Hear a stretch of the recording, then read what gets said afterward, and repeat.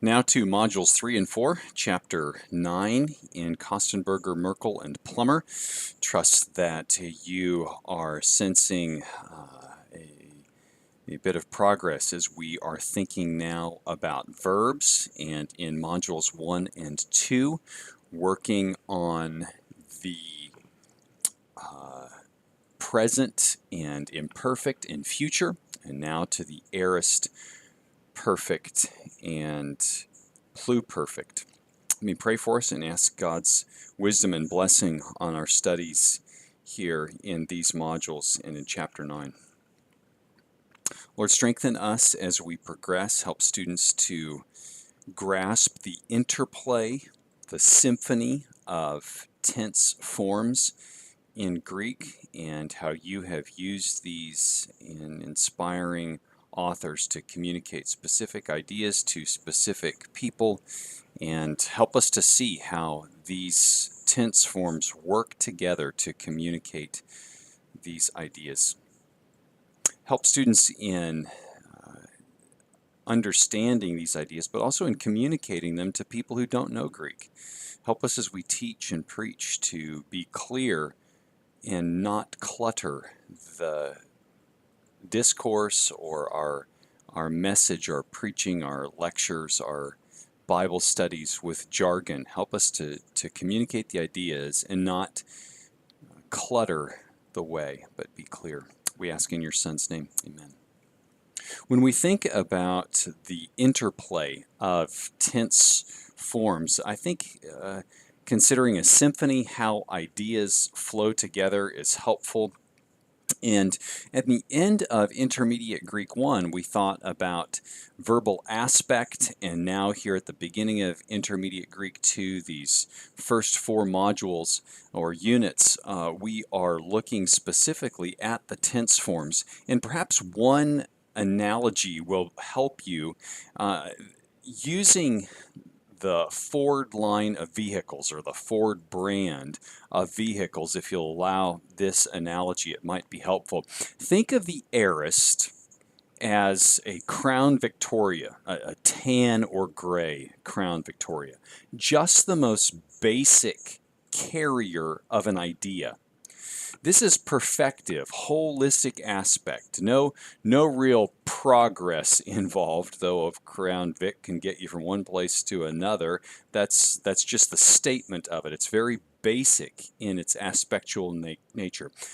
Because that's the case with aorists, they are the most difficult to classify.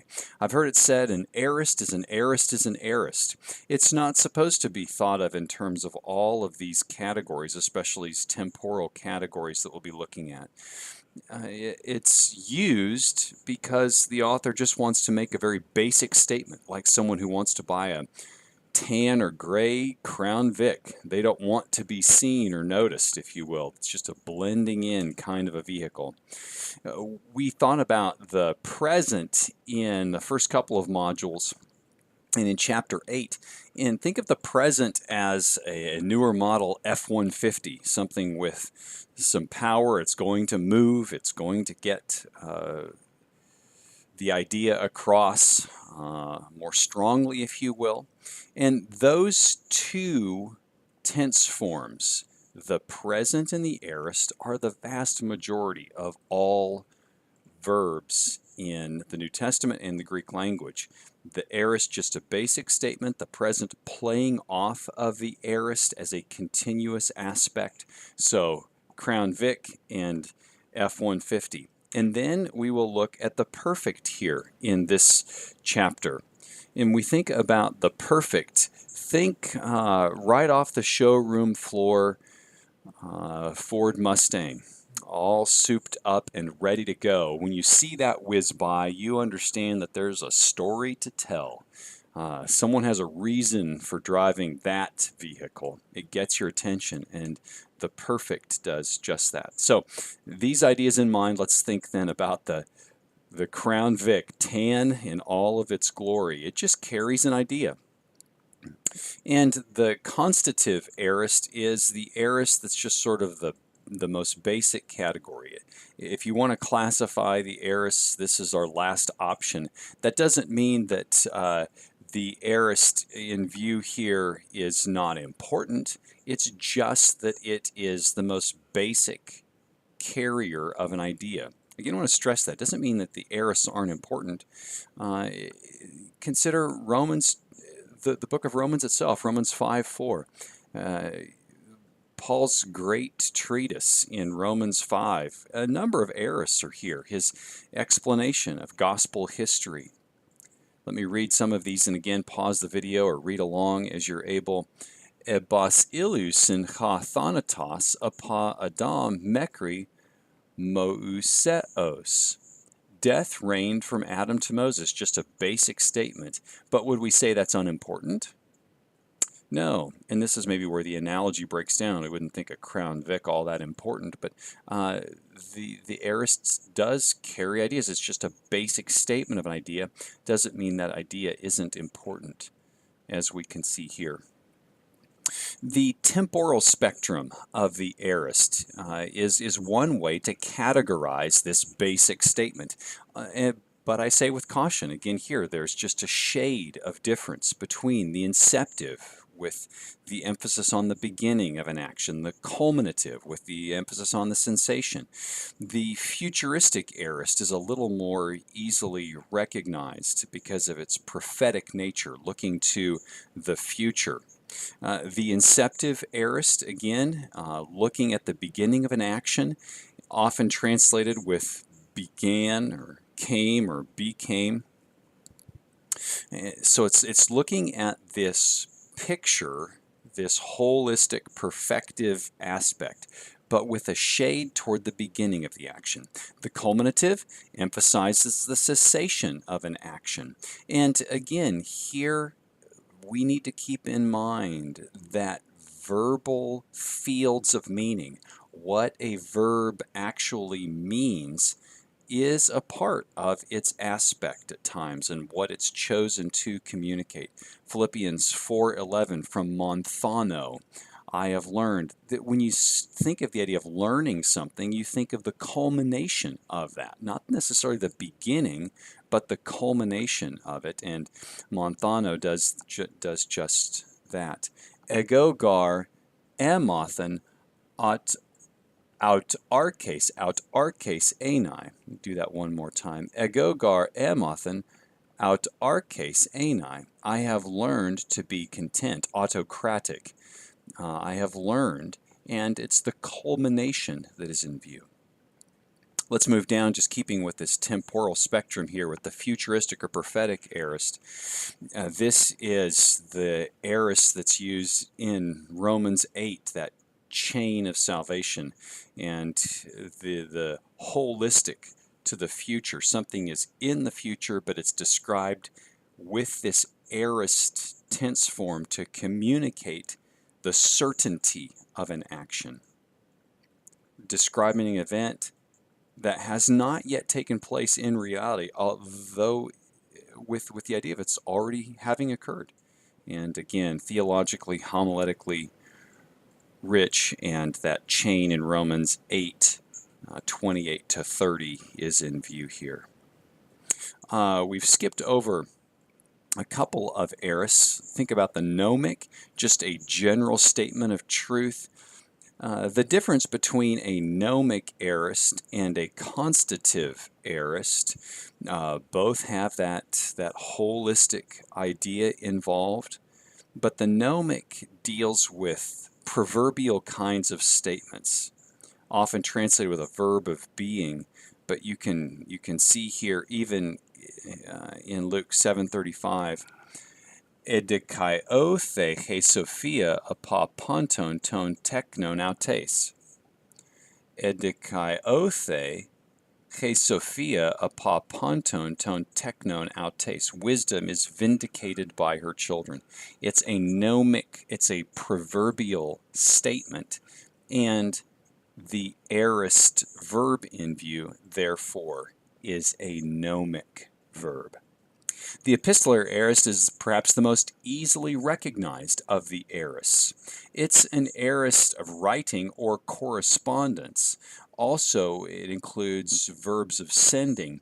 It's an aorist that's used for a speaker to write to an audience or to speak to his or her relationship with an audience or another individual from the perspective of the readers. Thus, the aorist is used instead of the present. For instance, here, and these are very common in epistles, in places in the epistles beginning or ending, excuse me, where the writer is discussing his relationship or some kind of a correspondence or a message, an item going from him or her to the audience in view. Ego Paulos egropsa te eme keri. I, Paul, write. We translate this present, but not I, Paul, wrote with my own hand. When the audience received this document and read it, they would understand it to be as if Paul just wrote it a couple of moments before. And we want to translate it that way and bring the aorist through with a present translation, even though it's an aorist tense form. You'll see this as you read and look at English translations, and that's the way to translate the aorist when we're talking about writing or sending in personal correspondence and relationship. Finally, the dramatic aorist. This aorist shades most closely to the perfect tense form and stative aspect. It resembles the perfect and signals a change in the state, referring to an event as if it's very recent and bringing that event to bear now. Often it will include an adverb, as we have here, rt, translate with has or have. And you can see the drama even just in Matthew 9:18. He thugatermu arti eteliutesen. My daughter has just died. The father speaking. My daughter's just died. What you have here, this dramatic scene, and the aorist in view, with the English helping verb signaling the present, or excuse me, the perfect tense form in kind of a new state that has come about in stative aspect. Well, that's the aorist. Again, though I use an analogy with Ford vehicles and a Crown Vic and basic ideas, that doesn't mean the aorist is not important. It carries very important theological ideas and ideas just in understanding the correspondence, or both narrative and epistles. But it's just the basic aspect that I want to emphasize here, as opposed to the perfect aspect, the perfect indicative and stative aspect here. This is the complex that's in view. This is the Ford Mustang. There's a story to tell when you see that. Someone purchased that with a great anticipation. They saved up for it. They have a goal in view with it. It's more rare. It deserves attention. And in discourse or in epistles, we want to think about the perfect indicative and its stative aspect, the whole complex, something in the past and something now, all going together. A few different nuances to the perfect, and again, these are just some of these just a shade different, and some further apart, so that we can think about them. But the temporal spectrum here, just as we thought about with the aorist, when we think about these tense forms, designating them according to the temporal idea involved can be helpful, and we do that with the perfect. The intensive has the current moment in view. Implications in this state or this complex, the now is what is important. Emphasizing the present state of what's going on. Luke 5:20, Af eon tai soi hai hamartiaisu. Your sins are forgiven you. That's the now of this verb. The current moment is in view, as opposed to the consumative perfect. or consummative. It's the completed action that is emphasized. In other words, how the now situation came about. 2 Timothy 4:7, the last chapter of 2 Timothy, perhaps the last chapter Paul wrote, I have fought the good fight. I have finished the race. I have kept the faith, you remember. Ton kalon agona hegonismai. I have fought the good fight. The completed action is in view. You notice I have a couple of marks by the intensive and the consummative. The intensive toward the end to think about the end time in view, and that's symbols also here by the dramatic. There's a relationship between the intensive and the dramatic, just a shade of meaning difference between the two. The dramatic differs from the intensive in that the dramatic signals a shift of some kind, a larger shift, a change in the state involved. The intensive is more concerned with just the now.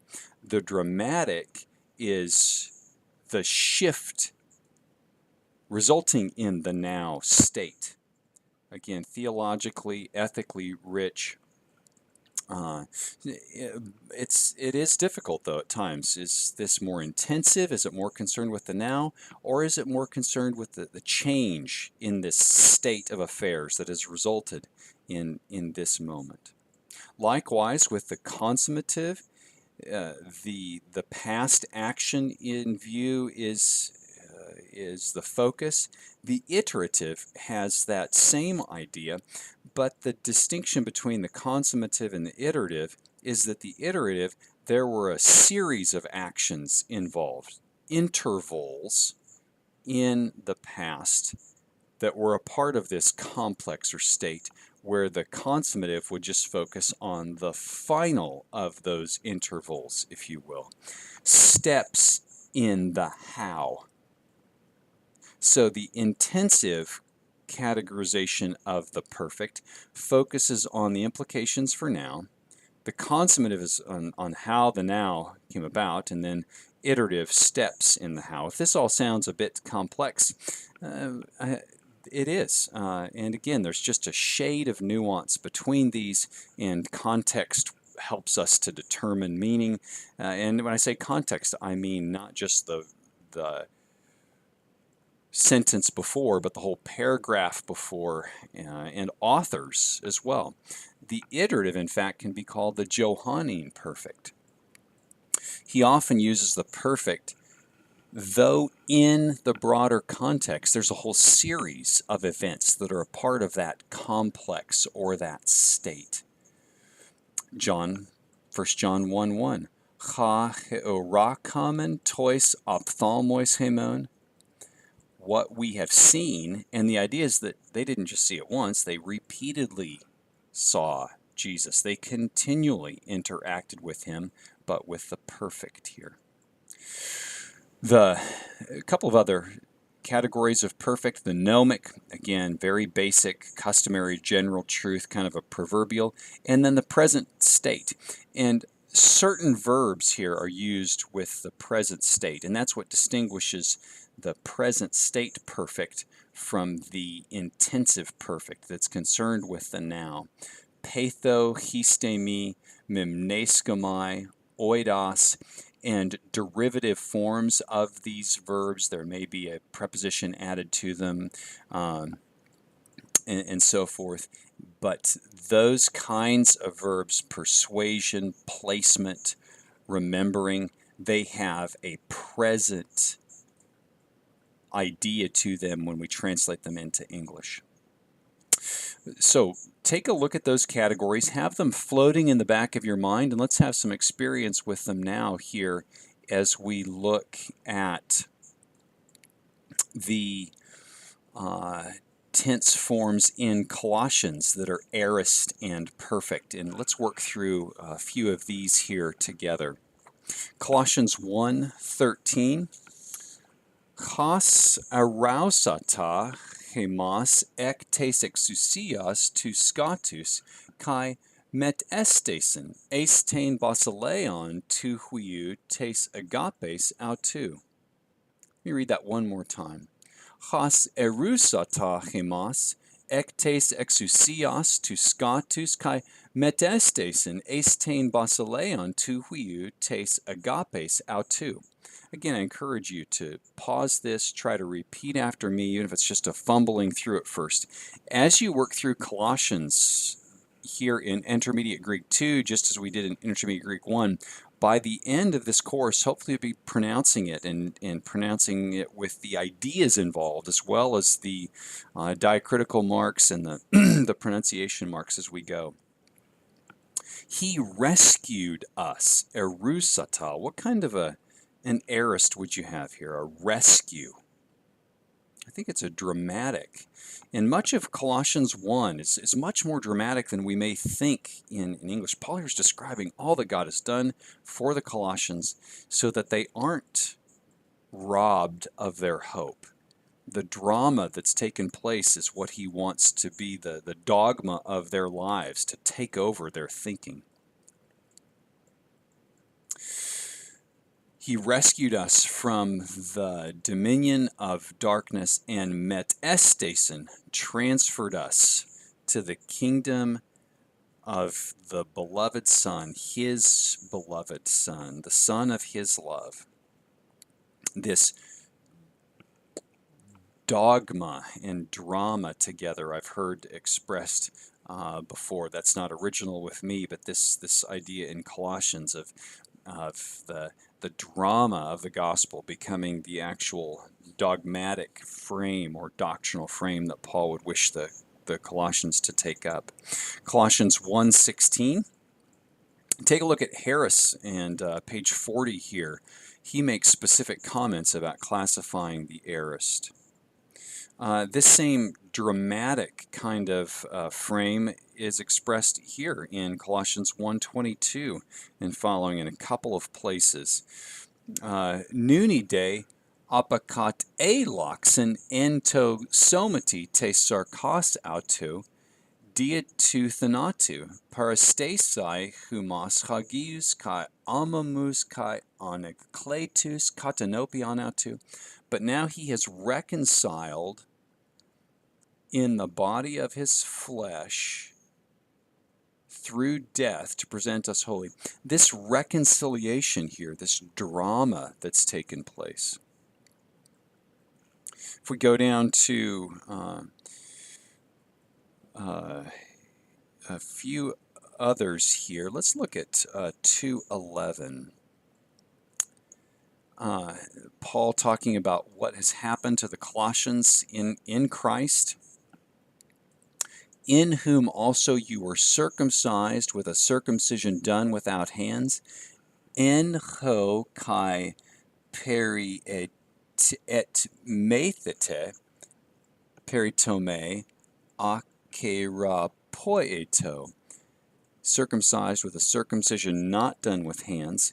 Here we have just a constative or perhaps a culminative idea. This is completed and it's done. It seems as if Paul moves from some of these more dramatic terms to just constative or culminative ideas. Harris on page 90 discusses the frame in view here, and I think a few of these in this paragraph fit that constative or culminative idea. Let's jump down to chapter 3 and look at maybe one or two of these. 3:25. Let's look here.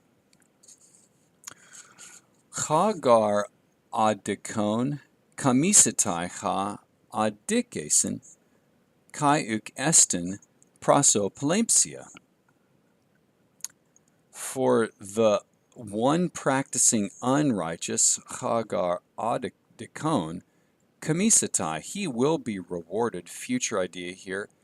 What adikesen, what will the wrong he has done, and there's no favoritism with God. What kind of an aorist has the proverbial notion to it? Right here, Colossians 3:25 is an example. And then an epistolary aorist. Remember, the epistolary aorist isn't just in terms of writing, it's also in terms of correspondence. Whom I send to you, not I sent, but whom I am sending to you here, in order that you may know the things concerning us. So Paul's designated correspondent here, whom I am sending to you, because this person would be there, and the idea would not be sent because the person would be present at that time. Let's think about perfects for just a few moments. There's not as many perfects here. There are not as many perfects in Colossians, just a few, but they play an important role here in communicating ideas. And we've noted this already in class, the way that these are stacked up. We noticed in the end of Intermediate Greek 1, ektistai and sunestaken, and how these function. Take a look at Harris, pages 41 to 43, and think about the way that these perfects are used. I would suggest that in 214, there's maybe a dramatic perfect. The document that was against us, kai auta eraken ek to mesu, proselosos auto to stauro. He has taken it out of the way from the midst, nailing it, affixing it to the cross. This eraken, this perfect of iro here, he has taken it out of the way. It's been removed, and the result is a change of state, drama involved, I would suggest. 218, this is sort of that Johannine use of the perfect, I would suggest, and you may want to take a look at that and think about what Paul has in view with these angelic sort of worship that's going on, perhaps visions of angels, and this person going on about them in batuon, because of what has been seen. And it seems like it's something that was seen and was seen again and seen again in their minds, and they're going on and on about it. The iterative use of the perfect here. Go back and take a look at these others, and trust that will be helpful for you. Let's think for a few moments here about just the use of perfects in the New Testament, in the Gospels and Epistles. I've pulled up on accordance here the perfects in epistles, and I'm going to jump back here to Romans so you can just see. Now, when we think about the use of the perfect, we're thinking here across the parts of speech here, participle, verb, participle. So I've pulled up the broadest scope, not just indicatives. But I want you to just to see, and I'll scan through these rather quickly, but here we're beginning in Romans to think about the perfect. Again, it's not the Crown Vic, it's not the F-150, it's the Mustang, a new, fresh, off the showroom floor Mustang, and deserves our attention when it shows up. It's the complexive, stative aspect. You can see a few in these rich doctrinal chapters of 5 and 6.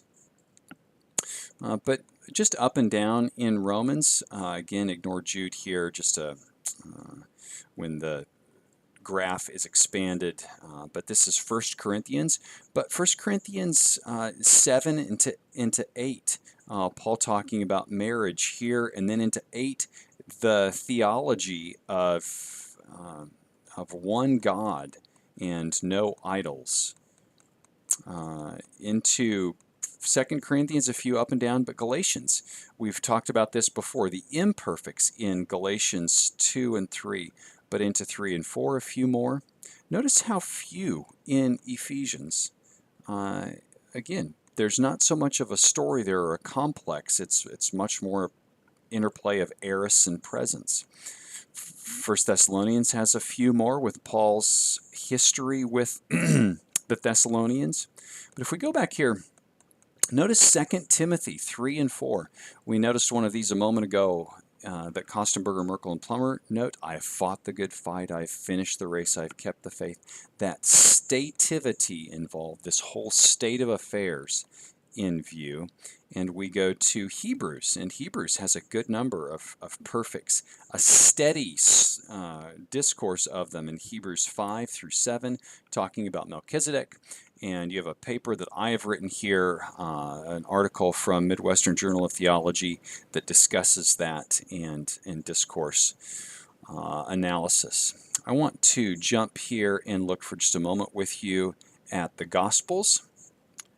And let's look at perfects here.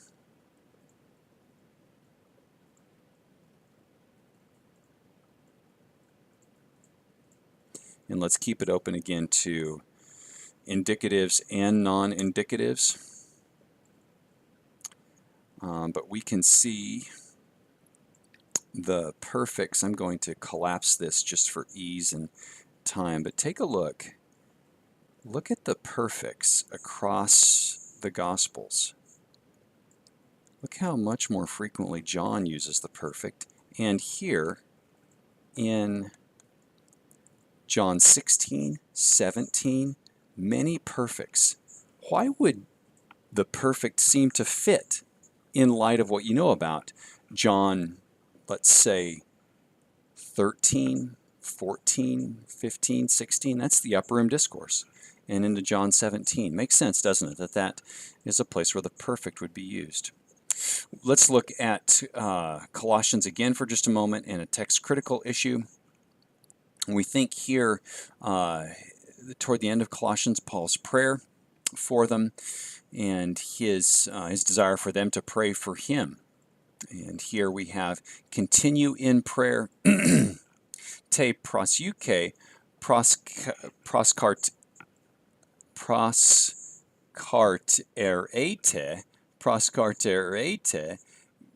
gregoruntes en aute en Eucharistia, proseukomenoi hama kai perihemon, hinahotheos en oixe hemin, thuron tu lagu, lalesai ta mysterion tu Christu. We'll come back to this in a minute. This is going to be our text critical issue.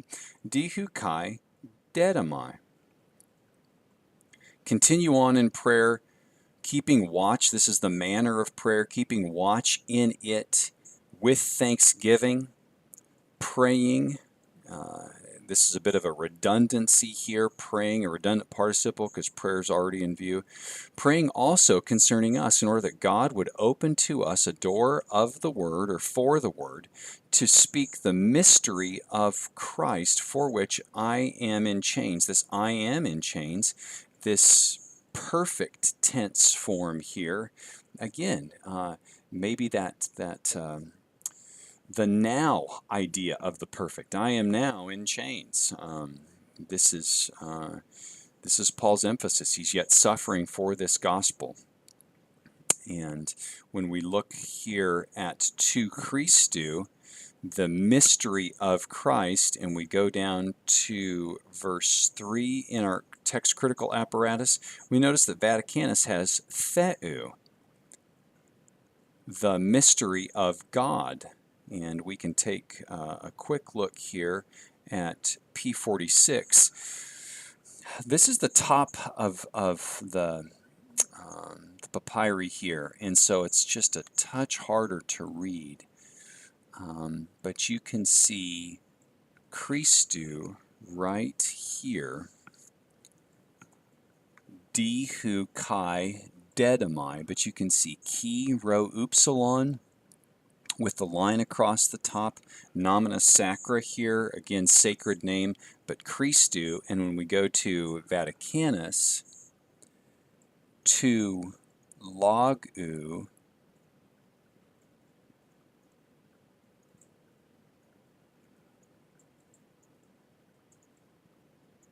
down here is where we go to ta mysteria.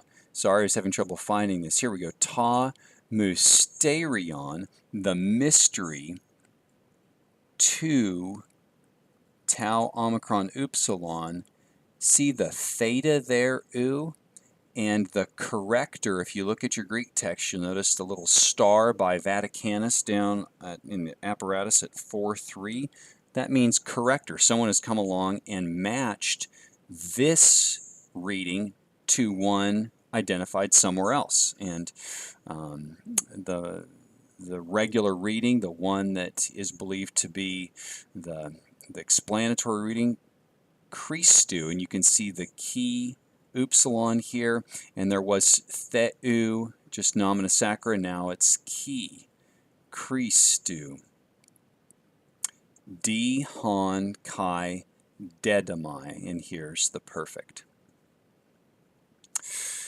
Again, you can't look up every text critical issue, but I encourage you as you're going through Colossians to become more and more familiar with these. A couple of vocab here and we'll be done. Again, chapter 9, all our vocab's cumulative. You've seen that as we've gone through, but let me just read a few of these and again try to pronounce them because that can help you to memorize and be verbal cues that can help you to know some words.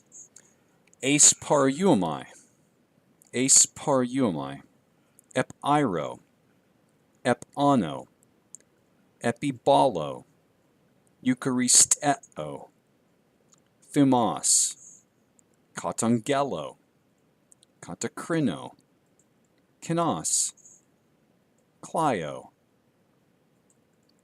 kleronomeo, koimao, kraton, krites.